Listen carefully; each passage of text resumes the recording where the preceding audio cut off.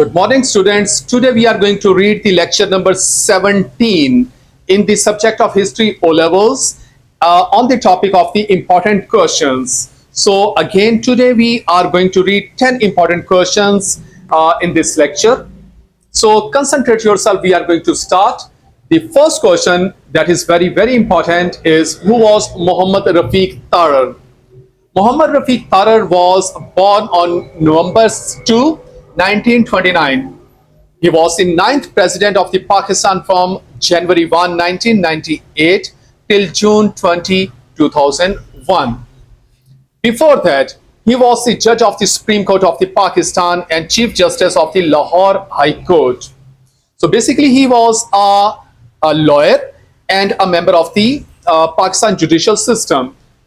During Pakistan's independence in 1947, Rafiq Tarar performed voluntary duty as a relief worker in camps set up by the Muslim Students Federation for refugees migrating from India to Pakistan.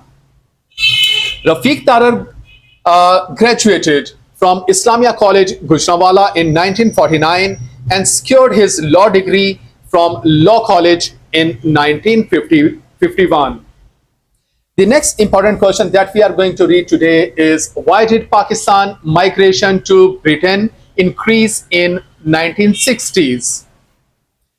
Following World War II and the breakup of the British Empire, Pakistani migrations to the United Kingdom increased, specifically during the 1950s and 1960s. Migration to UK was made easier because Pakistan was a part of the Commonwealth. Pakistanis were invited by the employers to fill labor shortages which arose after World War II. Because Pakistanis were offering labor on cheaper rate, so they were welcomed. By being Commonwealth citizens, Pakistanis were eligible to take part in most British civic rights. Pakistanis found employment in the textile industries of the Yorkshire and Lancashire, manufacturing in the West Midlands, and in the car production and food processing industries of Luton and Slough. It was common for Pakistani employees to work on night shifts and at other unsociable hours, on which the locals were not ready to work, so Pakistanis were ready to work. So that's why they were welcome to the UK. Many Kashmiris became immigrants from Pakistan after the completion of the Mangla Dam in Mirpur in late 1950s. The completion of the dam led to the destruction of the hundreds of the villages and stimulated a large wave of the migration. The next important question for today is, for what reason did Pakistan make the nuclear test in 1998? India's 1974 testing of a nuclear device gave Pakistan's nuclear program new momentum. Through the late 1970s, Pakistan's program acquired sensitive uranium enrichment technology and expertise. The 1975 arrival of the Dr. Abdul Qadir Khan considerably advanced these efforts. These tests were basically a step taken by the Pakistani forces to give a threat to foreign countries and to prove Pakistan one of the greatest nuclear powers.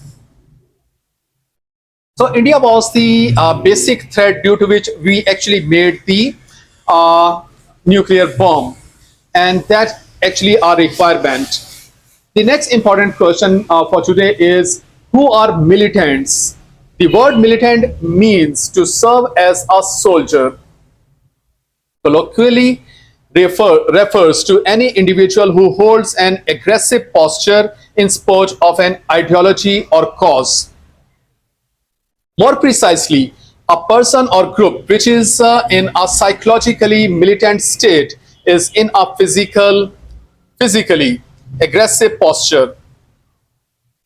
The work and sport of the militants can, under certain circumstances, be allowed within the limits of the international law and civil disobedience. Militants are either individuals or groups and have usually enrolled and trained to serve in a particular cause. The next important question for today is who was Annie Besant?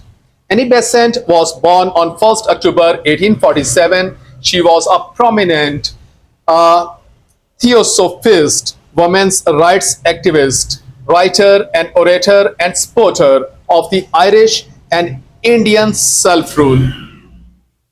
In 1873, she moved to London, where she became a prominent speaker for the National Secular Society and writer. In 1890, Annie Besant met Helena Blavatsky, and over the next few years, her interest in left-wing politics grew. She traveled to India and in 1898 helped establish the Central Hindu College in India. In 1908, Annie Besant became president of the Theosophical Society and began to steer society away from the Buddhism and towards Hinduism. She also became involved in the politics in India, joining the Indian National Congress. The next important question for today is what was the PNA? The Pakistan National Alliance was a nine-party alliance in Pakistan formed in 1977 to overthrow the rule of the Prime Minister Zulfikar Ali Bhutto, the first elected leader of the country. Implementation of the Islam was its election slogan. They promised to enforce Islamic laws, the Sharia. The alliance decided to contest the elections under one election symbol, plough, and a green flag with 9 stars as its ensign. Contesting the 1977 elections jointly, the PNA launched a national campaign against the government after the controversial and allegedly rigged results showing the People's Party as an overwhelming victory in the general elections. The next important question for today is what was the Mutiny Party? In 1913, Lala Hardayal, who was in America, set up a mutiny party of the Tilak, which sent arms to India and arranged for armed opposition to the British. However, the party's supporters in the India were betrayed and they were killed in a battle with Indian police in September 1915. The next important question is what are hudud? The Hudud Ordinance was a law in Pakistan that was enacted in 1979 as the part of the military ruler Ziaul Haq's Islamization process and was replaced in 2006 by the Women's Protection Bill. The Hudud law was intended to implement Islamic Sharia law by enforcing punishments mentioned in the Quran and Sunnah. The ordinance is mostly criticized for rating the crime of committing adultery. Hudud are limitations according to Sharia law. So the next important question for today is what are the Puka Killa massacre? On 27 May 1990, Sindh government launched a crackdown in Hyderabad, center of the MQM. A shoot-on-sight curfew was imposed and a house search operation started. The Muhajirs protested at this treatment and fighting broke out. It was called Pakakila massacre. 31 women and children were killed, leading to retaliations in Karachi. The last important question for today is what happened at Kanpur? In 1857, the rebels had committed several atrocities, but British press exaggerated it. British punishment was swift and brutal. At Kanpur, when Indians lost the battle, British used a variety of the methods to kill the prisoners by hanging, shot out of the mouths of the cannon, burned alive. Many Muslims were sewn in the pigskins and hanged. So that was very brutal and very harsh.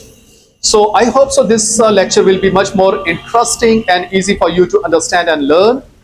So read this lecture again, understand it, learn it, and make your notes. Thank you so much.